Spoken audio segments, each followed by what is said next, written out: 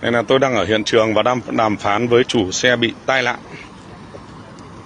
Đấy, nhưng mà chủ xe này là hơi thái độ.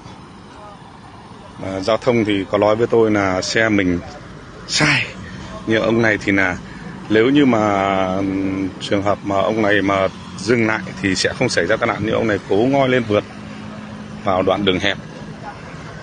Nói chung là nói người ta sai thì cũng không được, mà nói mình đúng thì công an nó không nghe. Đây là đít này là có một con xe tải khác hút vào nhé, không phải mình nhé.